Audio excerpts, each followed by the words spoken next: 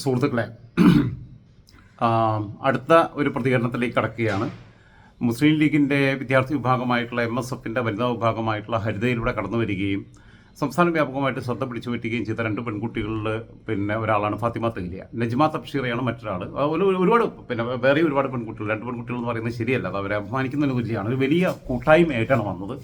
ആ ഹരിത എന്ന് പറയുന്നൊരു സംവിധാനം ഒരു പക്ഷേ കേരളത്തിലെ മറ്റു രാഷ്ട്രീയ പാർട്ടികൾക്കകത്തു നിന്ന് വിഭിന്നമായി നിൽക്കുന്ന രീതിയിൽ പെൺകുട്ടികൾക്ക് സ്വരം ഉയർത്താനുള്ള അവകാശം കൊടുത്തിട്ടുള്ള മുസ്ലിം ലീഗിൻ്റെ ഒരു ജനാധിപത്യ ബോധത്തെ അംഗീകരിക്കാതെ മാർഗമില്ല.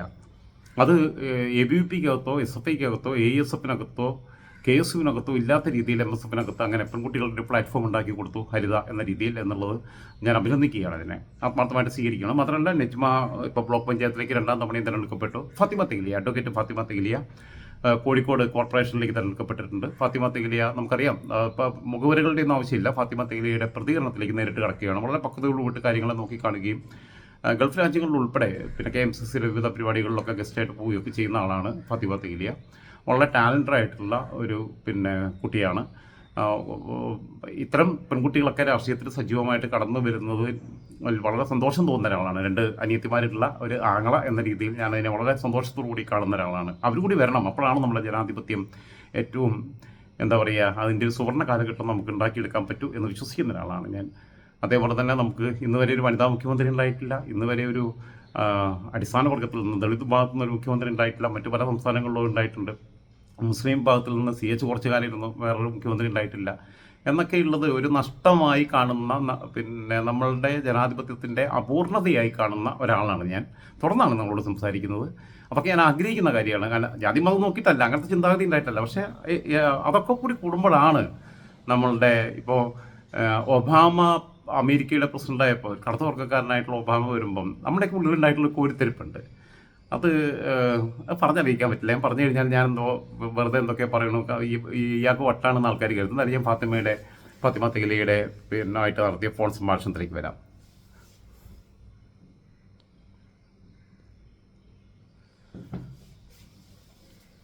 ഫാത്തിമ, അസ്സലാമു അലൈക്കും. വലൈക്കും അസ്സലാം. അപ്പം ഉത്തരവാദിത്വം കൂടി. തീർച്ചയായിട്ടും ഉത്തരവാദിത്വം തന്നെയാണ്. എത്ര വോട്ടിനാ ജയിച്ചു? 2273 വോട്ടിന് ജയിച്ചു. ഭൂരിപക്ഷം? അതെ, ഭൂരിപക്ഷം. Out of? അവിടെ ഏകദേശം 9568 വോട്ടർമാരുണ്ടായിരുന്നു. അതിൽ 58.2% പോൾ ചെയ്യപ്പെട്ടത്. അപ്പൊ അതില് ഭൂരിപക്ഷം എല്ലാ 8 ബൂത്തുകൾ ഉണ്ടായിരുന്നു. ആ ബൂത്തുകളൊക്കെ ലീഡ് ചെയ്യാൻ പറ്റി. ഒരു വലിയ ഭൂരിപക്ഷം. ശ്രദ്ധിക്കേണ്ട കാര്യം, 9,000 ചില്ലാനും വോട്ട്, 10,000-നടുത്ത് വോട്ടുള്ളതിൽ 68% എന്ന് പറയുമ്പോൾ ഏകദേശം 7,000 വോട്ടിൽ താഴെയാണ് പോൾ ചെയ്തത്. അതിലാണ് 2,000 ചില്ലാനും വോട്ടിൻ്റെ ലീഡ്. അപ്പോൾ ഈ മൊത്തം അവിടുത്തെ അവസ്ഥ ആലോചിച്ച് നോക്കണം, സ്ട്രൈക്ക് റേറ്റ് എന്താണെന്നുള്ളത്. ഓക്കെ, ഫാത്തിമയുടെ വാക്കുകളിലേക്ക് തിരിച്ചു വരാം. ലഭിച്ചിട്ടുള്ളത് എല്ലാ ബൂത്തിലും ലീഡ് ചെയ്തു. എല്ലാ ബൂത്തിലും ലീഡ് ചെയ്തു. അതായത് ഈ 42% പേര് വോട്ട് ചെയ്യാതിരുന്നവർക്ക് രാഷ്ട്രീയത്തിൽ നിസ്സംഗത വന്നിരിക്കുന്നു. അതായത് വോട്ട് ചെയ്യാതെ പോൾ ചെയ്യാതിരുന്നത് LDFന്റെ അനുഭാവം ഉണ്ടായിരുന്ന ആൾക്കാർ മറിച്ചു കുത്താൻ പഠിച്ചിട്ട് വോട്ട് ചെയ്യാൻ വന്നിട്ടില്ല എന്ന് വേണമെങ്കിൽ നമുക്ക് അങ്ങനെ വായിക്കുന്നതിനപ്പുറത്തേക്ക് എനിക്ക് മറ്റൊരു കാര്യം, ഞാനിപ്പോ വോട്ടർ പട്ടികയെന്ന് പഠിച്ചൊരു കാര്യം, ഇതില് ഡെഡ് ആയിട്ടുള്ള ആളുകളുണ്ട് ഇതില് വോട്ടർ പട്ടികയില്. അതുപോലെ ഇവിടെ സ്ഥലത്തില്ലാത്ത ആളുകളുടെ എണ്ണം ഒരുപാടുണ്ട്. അതുപോലെ 2 ഡബിൾ എൻട്രി വന്നവരുണ്ട്. വീട് മാറിപ്പോയ ആൾക്കാരുണ്ട്. അതായത് ഇവിടെയും അപ്പൊ അവർക്ക് സൗകര്യമുള്ള സ്ഥലത്ത് വോട്ട് ചെയ്യുമല്ലോ. അപ്പം അങ്ങനെയൊക്കെയാണ്. എന്നാൽ ഇതിനേക്കാളും പ്രധാനപ്പെട്ട ഒരു വായന എനിക്കുള്ളത്, ഇവിടെ സ്ഥിര താമസക്കാരായിട്ടുള്ള കഴിഞ്ഞ തവണ വോട്ട് ചെയ്തിട്ടുള്ള ആളുകളുടെ പേരുകൾ വോട്ടർ ലിസ്റ്റിൽ ഇല്ല. വോട്ട് ചെയ്യാൻ വേണ്ടിയിട്ട് ബൂത്തിലെത്തിയപ്പോഴാണ് ഈ ലിസ്റ്റിൽ അവരുടെ പേരില്ല എന്ന് അറിയുന്നത്. ഉപ്പയ്ക്കും ഉമ്മയ്ക്കും വോട്ടുണ്ടാവും, മക്കൾക്ക് വോട്ടില്ല. ഒരേ വീട്ടിൽ തന്നെ വോട്ടില്ലാത്ത ആൾക്കാര്. അപ്പം അങ്ങനെ ഒരു കൃത്യമായിട്ടുള്ള അജണ്ട വെച്ച് വോട്ടർ ലിസ്റ്റ് ആളുകളുടെ പേര് വെട്ടി എന്നുള്ളത് ഒരു സംഭവം ഇതിൽ ഈ ഒരു തെരഞ്ഞെടുപ്പിൽ വളരെ പ്രധാനപ്പെട്ട ഒരു നിരീക്ഷണമായിട്ട് കാണേണ്ടത്. അത് ചെയ്തത് വളരെ മോശപ്പെട്ട കാര്യമാണ് എന്ന് പറയുമ്പോ തന്നെ അത് നിങ്ങളെ സംഘടനാ ദൗർബല്യം, UDFന്റെ അടുത്തിട്ട് എടുക്കേണ്ട പണി കൃത്യസമയത്ത് എടുത്തിട്ടില്ല എന്നുള്ളതും കൂടി ഉണ്ട്. അല്ല, അങ്ങനെയല്ല. അത് പിന്നെ ഡ്രാഫ്റ്റ് ലിസ്റ്റിൽ ഇവരുടെ പേരുണ്ടായിരുന്നു. നമ്മൾ പൊതുവെ അങ്ങനെയാണല്ലോ ചെക്ക് ചെയ്യുക. ഡ്രാഫ്റ്റ് ലിസ്റ്റിൽ ഇവരുടെ പേരുണ്ട്. ഫൈനൽ ലിസ്റ്റ്, അതായത് ഡ്രാഫ്റ്റ് ലിസ്റ്റിൽ ഇനി മാറ്റേണ്ടത്, തിരുത്തേണ്ടത്, അതൊക്കെ നമ്മൾ ആഡ് ചെയ്യേണ്ടതൊക്കെ ശ്രദ്ധിക്കും. എന്നാൽ ഫൈനൽ ലിസ്റ്റിലേക്ക് വന്നപ്പോ ഇവരുടെ പേരില്ല. അപ്പൊ അതിൽ നമുക്ക് ചെയ്യുന്നതിന് പരിമിതി ഉണ്ട്. ഇതിൽ വേറൊരു കാര്യം, ഓൺലൈനിൽ നമ്മൾ പൊതുവെ ചെക്ക് ചെയ്യുക. ആളുകൾക്ക് ഇതിന്റെ ടെക്നിക്കാലിറ്റീസ് ഒന്നും വലിയ രൂപത്തിൽ അറിയലുണ്ടാവില്ല. സമയം കിട്ടാത്തതുകൊണ്ട് അപ്പം ഇവര് ഓൺലൈനിൽ ചെക്ക് ചെയ്യുമ്പോൾ അവരുടെ ലിസ്റ്റിൽ പേരുണ്ട്. വോട്ടർ പട്ടികയിൽ നോക്കുമ്പോ നമ്മുടെ കയ്യിൽ കോർപ്പറേഷൻ കിട്ടിയ വോട്ടർ പട്ടിക നോക്കുമ്പോ അവരുടെ പേരില്ല. അപ്പം ഇതൊക്കെ ഇതൊരു വലിയ അജണ്ടയായി വെച്ചിട്ട് നമ്മൾ ഈ വോട്ട് ചോരി പറയുമ്പോ ഇത്രയും അടിത്തട്ടിലുള്ള വോട്ട് ചോരിയെ കുറിച്ച് കൂടി സംസാരിക്കണം എന്ന് തോന്നുന്നു. അപ്പൊ ഇതൊക്കെ മറികടന്നിട്ടുള്ള ഒരു വിജയം തന്നെയാണ് ഉണ്ടായിട്ടുള്ളത്. അപ്പൊ എന്തായിരുന്നാലും പിന്നെ ഇതുവരെ പാറിപ്പാർന്ന് നടക്കുന്നു. പിന്നെ KMCCയിലെ പ്രോഗ്രാമുകളിൽ വിദേശ രാജ്യങ്ങളിൽ ക്ഷണിക്കുന്നു. അപ്പൊ ഫാത്തിമയാണെങ്കിലും പിന്നെ നജ്മയാണെങ്കിലും ഒക്കെ അങ്ങനെ തന്നെയായിരുന്നു. എല്ലാ പരിപാടികളിലും പോകുന്നു, സ്റ്റേറ്റ് വൈഡ് ആയിട്ടുള്ള പ്രോഗ്രാമുകളിൽ പങ്കെടുക്കുന്നു. ഇനിയിപ്പോ അതിനൊക്കെ ഒരു ചങ്ങല വന്നു. കാരണം ഏറ്റവും പണിയുള്ളത് MLA-ക്കാളും MP-യെക്കാളും ഒക്കെ പണിയുള്ള ഒരു പണി എന്ന് പറഞ്ഞു കഴിഞ്ഞാൽ പഞ്ചായത്ത് മെമ്പറും കോർപ്പറേഷൻ കൗൺസിലറും മുനിസിപ്പൽ കൗൺസിലറും ഒക്കെയാണ്.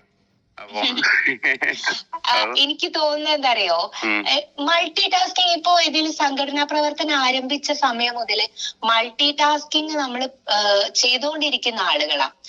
അപ്പം ഇപ്പൊ ഒന്നും കൂടെ നമുക്ക് ഒരു ഉത്തരവാദിത്തം അഡീഷണൽ ആയിട്ട് വന്നു. ആൻഡ് അത് നമ്മളെ പ്രയോറിറ്റി നമ്പർ 1 ആയി മാറി. അപ്പം ഇവിടെ ഈ ആളുകൾക്ക് ഒപ്പം ഉണ്ടാവുക എന്നുള്ളത് തന്നെയാണ് ഒന്നാമത്തെ പ്രയോറിറ്റി. ബാക്കിയുള്ള കാര്യങ്ങളും ചെയ്യും. ഇത് ഹാൻഡ് ഇൻ ഹാൻഡ് ചെയ്യാൻ പറ്റുമെന്ന് തന്നെയാണ് ഞാൻ എന്റെ ഒരു വിൽ പവർ ഞാൻ അതിലെടുക്കുമെന്ന് തന്നെയാണ് വിചാരിക്കുന്നത്.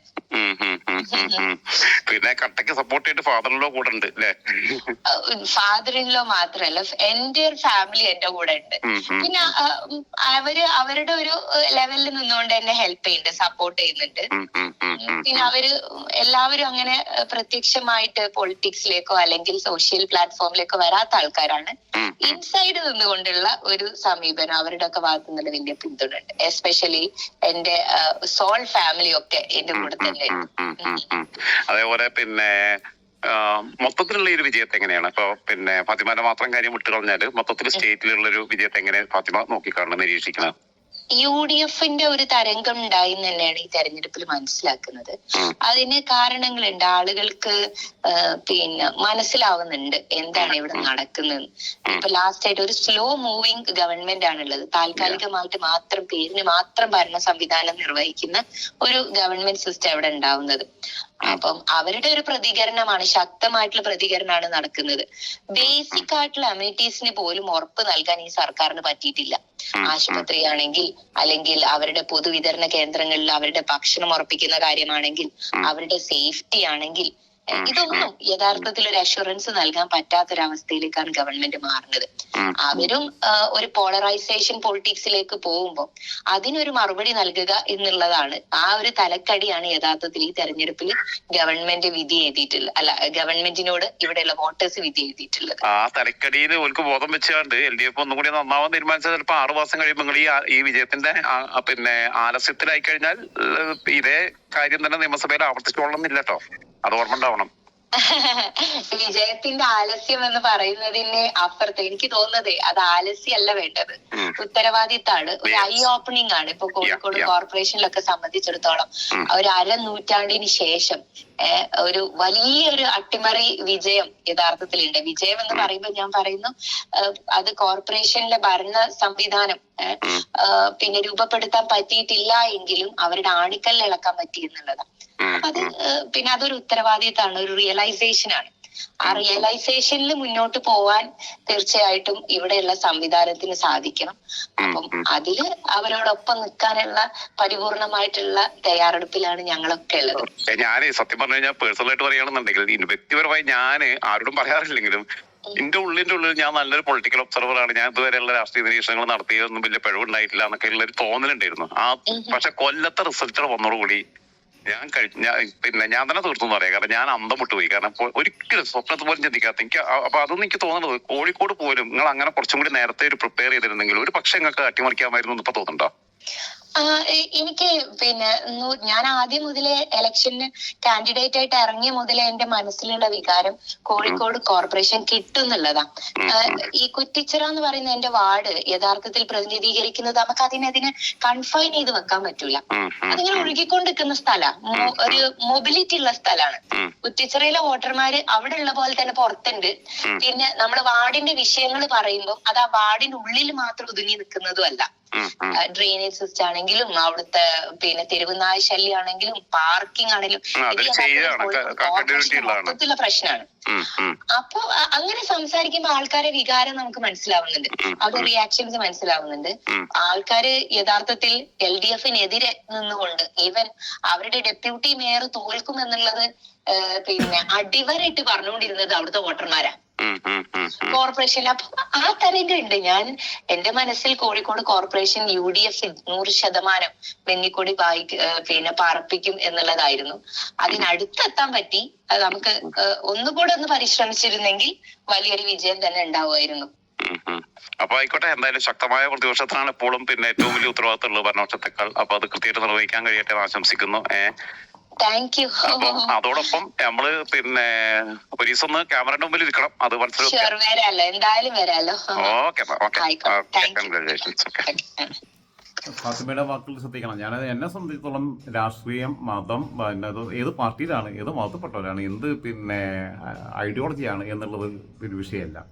മനുഷ്യനെ നശിപ്പിക്കാത്ത, മനുഷ്യനെ കൊല്ലാത്ത ഏത് പ്രത്യയശാസ്ത്രത്തോളം എനിക്ക് ബഹുമാനമേ ഉള്ളൂ. മതത്തിൻ്റെ പേരിലാണെങ്കിലും രാഷ്ട്രീയത്തിൻ്റെ പേരിലാണെങ്കിലും മനുഷ്യരെ കൊല്ലുന്നവരോട് ക്ഷമിക്കണം, എന്തൊരു ഇറിറ്റേഷൻ തോട്ടിൽ. ഓക്കെ, അപ്പോൾ മനുഷ്യരെ കൊല്ലുന്നവരോട്, മനുഷ്യരെ പിന്നെ ചതിക്കുന്നവരോട്, അവരോട് എനിക്ക് സന്ധി ചെയ്യാൻ ഒരിക്കലും ഇഷ്ടമല്ല. അത് എന്തിൻ്റെ പേരിലാണെങ്കിലും ഒരു രീതിയിൽ അവരുമായിട്ട് കോംപ്രമൈസ് ചെയ്യില്ല. അല്ലാത്ത എല്ലാ മനുഷ്യരെയും തുറന്ന മനസ്സോടെ അവരുടെ ജാതിയും മതവും രാഷ്ട്രീയവും നോക്കാതെ സ്വീകരിക്കാനുള്ള അവരവരുടെ ഐഡിയോളജിയോട് നീതി പുലർത്തുന്നുണ്ടോ, അവർ മനുഷ്യരോട് സ്നേഹത്തോടെയും സൗഹാർദ്ദത്തോടെയും ആത്മാർത്ഥമായി ഹൃദയശുദ്ധിയോടെ പെരുമാറുന്നുണ്ടോ എന്നുള്ളതേ നോക്കാറുള്ളൂ. എന്തായിരുന്നാലും ഈ പെൺകുട്ടിയുടെ വാക്കുകളൊക്കെ കേരളം ശ്രദ്ധിക്കേണ്ടതാണ് എന്നാണ് എൻ്റെ അഭിപ്രായം. അങ്ങനെയുള്ള പെൺകുട്ടികളൊന്നല്ല, പിന്നെ യുവാക്കൾ ഒക്കെ ആണ് ഇനി നമ്മുടെ പുതിയ കാലത്തിൻ്റെ പ്രതീക്ഷ. അതിലൊരാളാണ് ഫാത്തിമ തഹ്ലിയ. വിവിധ പാർട്ടികളിൽ അങ്ങനെയുള്ള ഒരുപാട് പേരുണ്ട്. ഞാൻ കൂടുതൽ നേരത്തെ പറഞ്ഞ പോലെ തന്നെ വല്ലാതെ ഡെക്കറേഷനിലേക്കൊന്നും പോകുന്നില്ല എന്നും ത്രോട്ട് ഇൻഫെക്ഷനുണ്ട്. ഇനിയും അടുത്ത് 1-2 പ്രതികരണങ്ങളും കൂടി പങ്കുവെക്കാനുണ്ട്. ക്ഷമിക്കുക.